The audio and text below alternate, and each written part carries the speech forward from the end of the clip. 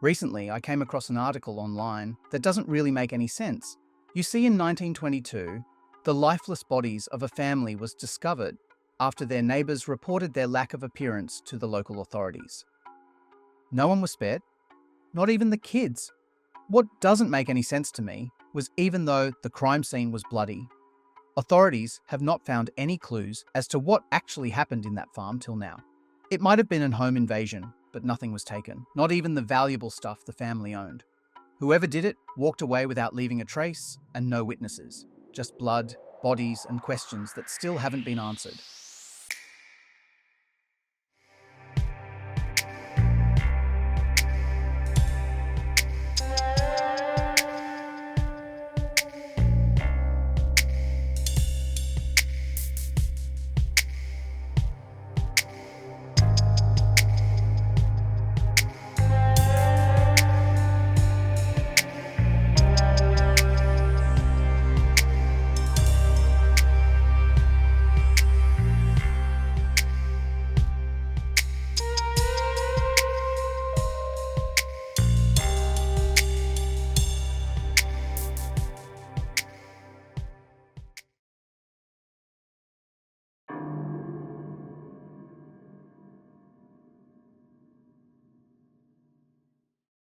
Hey there and welcome. If you're into intriguing stories and true crime cases, you've come to the right place.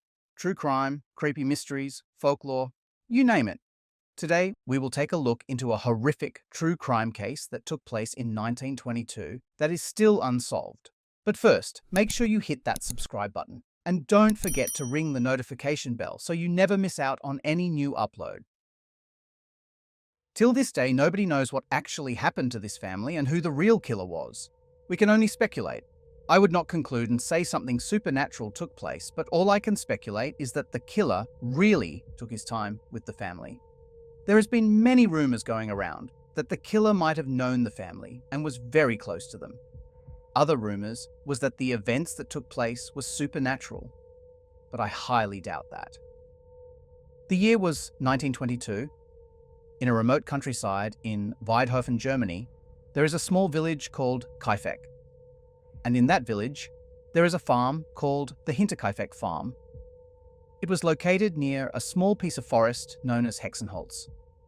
To the west, as well as to the south and north, there were no neighboring farms but only meadows and farmland, which were adjoined by extensive forests in the distance. Today, this village is known for a few things, and one of them is this case we are about to cover. From what I gathered, this village was occupied by mostly farmers, as it was a small village, so everyone knew each other. And this was the reason why the lifeless bodies of the family were found. People started asking questions when they did not see any member of the slain family for a few days, which led to the neighbors and local authorities discovering their lifeless bodies.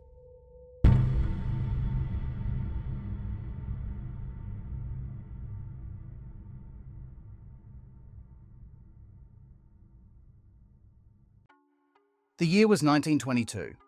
Just like every other year, month and day, the Gruber family were carrying out their normal daily tasks.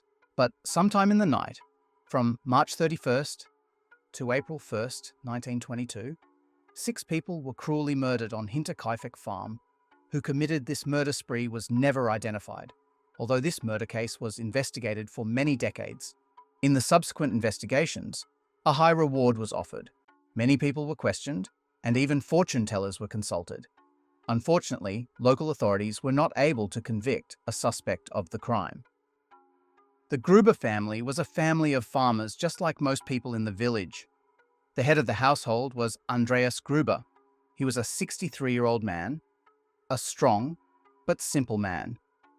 He was described as a hard-working but somewhat stern and traditional man. Like many farmers of his time, he likely adheres to strict routines and maintained a self-sufficient lifestyle. It was reported that despite his stern demeanor, Andreas appears to have been deeply devoted to his family. Though his wife Cecilia was older than him, their relationship seems to have been stable. Then there was Cecilia Gruber, the wife of Andreas Gruber. She was 72, and just like every other mother at that time, she took care of the household. Every morning, she'd be up before sunrise, cooking breakfast over the wood stove, feeding the chickens, and making sure everyone had what they needed to start their day. You see, the Hinterkaifeck farm was originally owned by Cecilia's previous husband, Joseph Ussum. After Joseph's death, Cecilia took ownership of the farm and agreed that she would hand over the ownership of the farm to their daughter, Victoria Gabrielle, when the girl became of age. People said Cecilia was the glue holding the family together, always smoothing things over when tensions rose. Andreas Gruber's stepdaughter, Victoria Gabrielle, was 27 and a widow at that time. She never remarried. The farm belonged to her because, at that time, she was already old enough to take ownership of the farm. Her husband, Karl Gabriel, and father to their first daughter, Cecilia, Gabriel was killed in the First World War in 1914. It was only after his death in January 1915 that their daughter, Cecilia Gabriel, was born. In 1919, Victoria had her second child, Josef Gruber, whose guardian was Victoria's stepfather, Andreas Gruber, as Victoria never remarried. Nobody knew who the real father of Victoria's second child was. Was he alive or was he dead? Or, even worse, if he didn't want the child. There were rumors about who the real father of Joseph was. People in the village gossiped that Andreas Gruber, the stepfather of Victoria, was the real father. That there was incest behind the Gruber's family closed doors, stuff people liked to gossip about. But Victoria didn't let any of that break her. She poured all her love into raising Joseph. Little Joseph was just 2 years old at that time, with chubby cheeks and a laugh that makes his mother smile. He was the heart of the family, running after the cows, chasing chickens, and climbing onto his grandpa's lap whenever he got the chance. When you think about what happened to him that night, it's hard not to picture those tiny hands reaching out for help that never came. There was also Maria Baumgartner, the new maid. She showed up just hours before everything went wrong. A widow in her late 40s, Maria came looking for work because she needed stability after losing her last job under mysterious circumstances. She didn't know the Grubers well, but she seemed eager to prove herself. Little did she know, she wouldn't live long enough to unpack her suitcase. You see, before Maria Baumgartner arrived, there was another maid. We don't exactly know her name, but I'll just call her Jenny. You see, prior to the incident, Jenny had told the Gruber family that she was hearing strange noises coming from the attic and strange places in the house. Things would move around the house by themselves. She would hear someone cough inside the house when she could clearly see that everyone was outside the house doing their daily tasks around the farm. On several occasions, she saw strange footprints in and around the farm area and inside the family house, which ultimately led to Jenny quitting and leaving Hinterkaifeck farm. Okay, enough about the family tree line. Now let's have a look into what happened in the night, from March 31st to April 1st, 1922. The events I'm about to share is a bit controversial. Many people have their own views of what happened. This is because no one really knows what or who is actually responsible for the killing spree that took place. So I would suggest that you do your own research to know more if you find that you have questions that needs answering. At first glance, everything seemed normal. Andreas was out in the fields, ploughing the soil and still complaining about the weather. His wife Cecilia was in the kitchen, kneading dough for bread and doing other house chores. Victoria was also helping her mother by sweeping the floors and doing other jobs inside the house, while Josef played with his wooden toys near the fireplace. It was just another day at Hinterkaifeck farm. But then, things started to feel off. Subtle at first, but like a shadow in the corner of your eye. You could feel that something wasn't right. Andreas was out working in the fields when he noticed 2 sets of footprints in the snow-covered ground heading right into the barn. He cautiously walked into the barn, expecting to see a thief or someone inside the barn, but to his relief, there wasn't anyone or anything inside the barn. But then he was a bit confused, because he could clearly see that there were footprints heading into the barn, but no footprints coming back out. So who or what went inside the barn must still be inside the barn. He was sure he checked every corners of the barn, and there was no one inside. He told his wife Cecilia about the strange footprints, but Cecilia told him those footprints must have been his. and that he must have forgot about it, so she brushed it off. But Andreas was sure those footprints weren't his. He stood there and thought for a while, but after some time, he too brushed it off and continued his work on the fields. A few days later, Victoria started to hear strange noises. You see, it was around supper time. The Gruber family, along with their new maid Jenny, were having dinner near the fireplace. Victoria noticed that the fire needed more wood, so she stood up and went outside to bring in some more wood for the fireplace. Right when she opened the door and stepped outside, she swore she could hear noises upstairs like the sound of footsteps, like someone was walking around in one of the rooms upstairs. When she turned around, she could clearly see that everyone was still near the fireplace eating their meal. That kind of freaked her out, so she quickly stepped back inside the house and closed the door behind her. She pretended that nothing happened, but everyone could clearly see that she was spooked by something. By this time, Andreas noticed that the fire needed some more wood, so he got up and went outside to get some more wood for the fireplace, in turn, breaking the silence inside the house. In the next few days, these strange events became obvious to everyone. Doors would creak open on their own. Tools disappeared from the shed, only to reappear days later in places no one remembered putting them. It was reported that when neighbors and other local villagers passed by the farm, they would see lights moving inside the house late at night, even though the Grubers swore they were all asleep. These events made Jenny to quit her job as their maid and left. She claimed to have felt the presence of evil in the Hinterkaifeck farm. It wasn't just Jenny acting strange. Maria, the new maid, seemed uneasy from the moment she arrived. She kept glancing over her shoulder like she expected someone to jump out of the shadows. Some folks thought maybe she was just nervous about starting a new job, but looking back, it's hard not to wonder if she sensed something was wrong.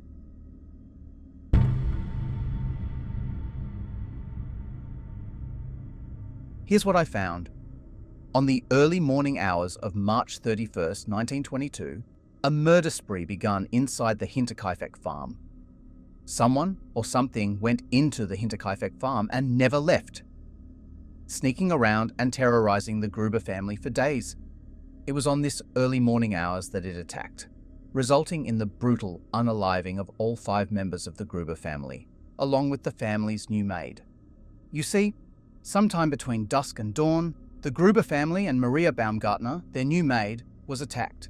Whoever attacked them used a mattock, a hand tool used for digging, chopping, and breaking up hard soil, to unalive all 6 people inside the Hinterkaifeck farm. After this brutal act of violence, whoever or whatever that unalived the 6 people inside the Hinterkaifeck farm never left. It stayed and lived on the farm for a few more days. As I mentioned earlier, the Hinterkaifeck farm was in a remote countryside village, so everyone knew each other. People started to notice the lack of appearance of the Gruber family, especially Andreas. But people were confused because many villagers swore they saw smoke inside the Hinterkaifeck farm at night. And also, a dog that was owned by the Gruber family was on a leash and fed with freshly cooked food. From time to time, the dog would be moved from place to place, indicating that someone or something was still inside the Hinterkaifeck farm. Whoever or whatever that unalived the Gruber family and their maid wasn't in any rush to leave the farm. 4 days passed between the murders and the discovery of the bodies. On the 1st of April, coffee sellers Hans Shirovsky and Edward Shirovsky arrived in the Hinterkaifeck farm to take an order. When no one responded to the knocks on the door and the window, they walked around the yard but found no one. They noticed that the gate to the machine house was open and then decided to leave. Kazilia Gabriel was absent from school without excuse for the next few days, and the family failed to show up for Sunday worship in their local church, which was strange because they never miss any church service. Local mechanic Albert Hoffner went to the Hinterkaifeck farm on 4th April to repair an engine. He stated that he had not seen any of the family and had heard nothing but the sounds of the farm animals and the dog inside the barn. After waiting for an hour, he decided to start his repair, which he completed in roughly 4.5 hours, and left. A neighboring farmer, Lorenz Schlittenbauer, sent his 2 sons, Johann and Josef, to the Hinterkaifeck farm to see if they could make contact with the family. When they reported that they had not seen anyone, Schlittenbauer headed to the farm the same day with two other men. Entering the barn, they found the bodies of Andreas Gruber, his wife, Cecilia Gruber, his daughter Victoria Gabriel, and his granddaughter Cecilia. Shortly afterwards, they found the bodies of the new maid, Maria Baumgartner, and the youngest family member, Josef, unalive in the homestead. They then reported it to the local authorities. The scene investigators walked into was horrifying. Blood soaked into the floorboards, splattered across walls, and pools of blood everywhere. Andreas' body was found in the barn, along with the bodies of his wife Cecilia, his stepdaughter Victoria, and Victoria's first child, 7-year-old daughter Cecilia. The bodies of the new maid, Maria Baumgartner, and the youngest family member, Josef, were found in the homestead. It is alleged that someone or something led Andreas, his wife Cecilia, his stepdaughter Victoria, and the 7-year-old daughter of Victoria, Cecilia, into the barn and brutally unalive all 4 family members. We don't know exactly how it managed to lead all 4 family members into the barn, but it somehow managed to do so. When all 4 family members were inside the barn, they were all brutally unalived with a mattock, all sustaining fatal blows mostly to the head and face. Investigators reported that whatever that unalived the family using the mattock did it with such force that it tore off some parts of their bodies. After this violent act in the barn, it then went into the homestead. Unaware of what was happening, the new maid Maria Baumgartner was unpacking her suitcase inside the maid's room when the killer caught up with her. Using the same mattock, it unalived her the same way it did the 4 other family members in the barn. Quick, powerful, and fatal blows to the head and face. It then turned its attention to the youngest family member, little Joseph. Joseph was in his crib, sleeping when the killer attacked. The killer struck quick, fatal blows to the head of little Joseph, unaliving him while he was still sleeping in his crib.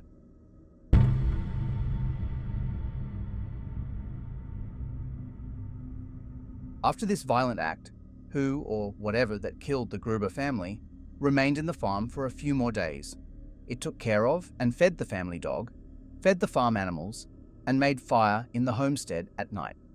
Passers-by said, from what they saw when passing by the farm, they thought the family was still alive and carrying out their normal daily farm duties, because they could clearly see that the farm was still maintained. After a few more days on the farm, the killer left, leaving no clue as to who or what it was. Investigators pored over the evidence, but every lead hit a dead end. No signs of forced entry. Whoever that did this knew the layout of the house, moved silently, and vanished without a trace. Despite the brutality, nothing valuable was taken from the house. Money was left untouched, jewelry stayed where it was, even the livestock remained unharmed. So it clearly wasn't a robbery gone wrong, it must have been something far sinister. Over the years, people have thrown out all kinds of theories. Some say it was a disgruntled worker seeking revenge. Others point to Victoria's shady past, suggesting someone connected to Josef's paternity might have wanted to silence the family. Then there are the wilder ideas. A traveling salesman gone rogue, a secret cult performing rituals, or even supernatural forces. One popular theory involved their neighbor, Lorenz Schlittenbauer, who supposedly had a crush on Victoria. After the murders, he helped search the property and allegedly acted suspiciously, but there's no concrete evidence that ties him to the crime. Another theory looks to the new maid, Maria Baumgartner. Remember how she lost her previous job under mysterious circumstances? Some speculated that she brought trouble with her to the Hinterkaifeck farm. Maybe she owed money to dangerous people. Or maybe she stumbled onto something she shouldn't have. One theory also suggests that Andreas Gruber, the father and grandfather of the other victims, was the primary killer. Someone then unalived him when they found out that he had just unalived all his family members. Someone who must have been very close to one of Andreas Gruber's unalived family member. He then unalived Andreas Gruber out of pure anger because of what Andreas had just done to his whole family. I'm guessing he might have been a secret lover of Victoria. It's reported that he had a long documented history of abuse and controlling behavior towards his family members. He was convicted for fathering at least one of his daughter's children allegedly. He was also a miser who kept gold at home, which was not stolen during the murders. However, his daughter, Victoria, donated a large amount of gold to the local church shortly before their deaths. Her daughter, 7-year-old Kazilia, also told her schoolteacher that her mother had run away from home because her grandfather was angry at her, but that he found her in the woods and brought her back, right before the murders as well. These events may have made Andreas feel that he was losing control of his family, which could have triggered him into unaliving his whole family. But honestly, none of these theories fully explain what happened. The lack of motive, the precision of the attack, the absence of clues. It's like the killer didn't exist.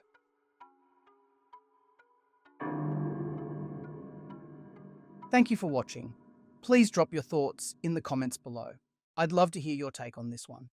If you have enjoyed the video, hit that like button and don't forget to subscribe if you want more stories like this, because that would help grow my small channel. Until next time, stay safe.